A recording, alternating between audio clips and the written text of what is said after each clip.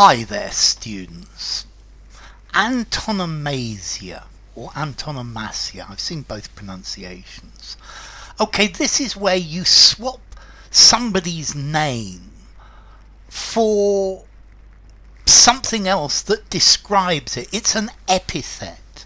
It's a kind of metronymy. So let me give you some examples. I think that's probably easier. Benito Mussolini was known as Il Duce, or Hitler was known as the Führer, or Margaret Thatcher was known as the Iron Lady. Okay, so antonomasia is the substitution of somebody's name or somebody's title for something else. Now, you can also use this to describe somebody. So, let's see, if you referred to somebody as, is Judas coming to the party, or is Benedict Arnold coming to the party, you would be talking about somebody who you consider to be a traitor. Judas Iscariot betrayed Jesus. So if you call somebody Judas, this is antonomasia. Or if you call them Benedict Arnold was believed to be a traitor to the American Revolution. So if you said Benedict Arnold is coming to the party, that people would know who you were referring to. Okay, so this is the use of a name to explain an idea.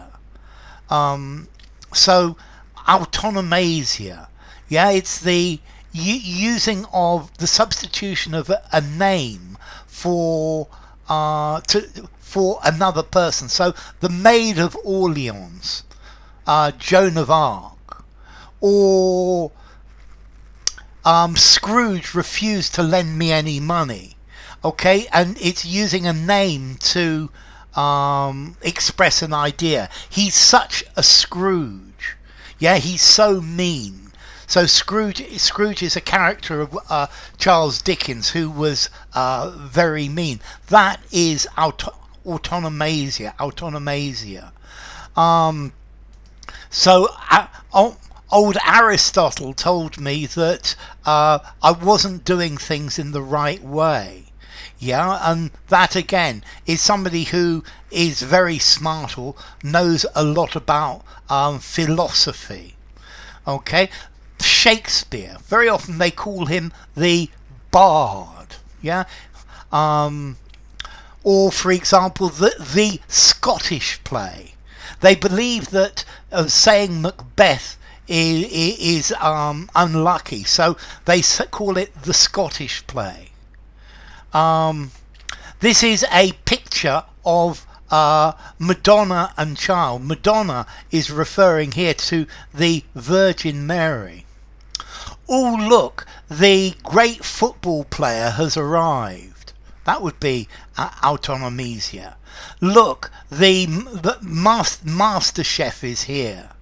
Okay, so it's giving somebody an exciting nickname.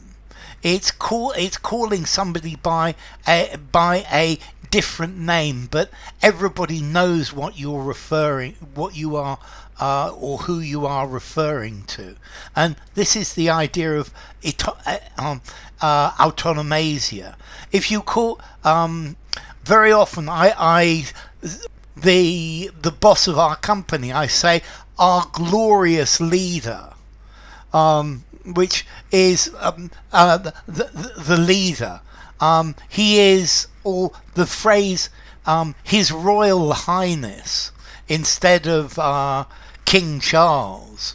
Okay, or would His Royal Highness care to have a cup of coffee? And this is the idea as well. It's swapping names. It's swapping one name for another, and in the world we have lots of these. So, is Mr. Grumpy going to help us today? or I'm so glad you found Mr. Right. Yeah. Mr. You deserve to have your Mr. Right. Winston Churchill referred to as the great commoner. There are so many. Muhammad Ali, the greatest. Ella Fitzgerald, the first lady of song. Bruce Springsteen, the boss. Okay, so there are huge numbers of these that we use, and lots of them that we make up. Yeah, the bearded guy could be me, couldn't it? Okay, and these are all Antonomasia. Let's see. This comes from ancient Greek, and let's see. Anti, against, onoma, a name instead, and it's like a nickname. Autonomasia, formality. I think I'm going to give it an 8.5, something like that. It's way up there in formality. Use it in a semi-formal or formal writing. Antonomasia.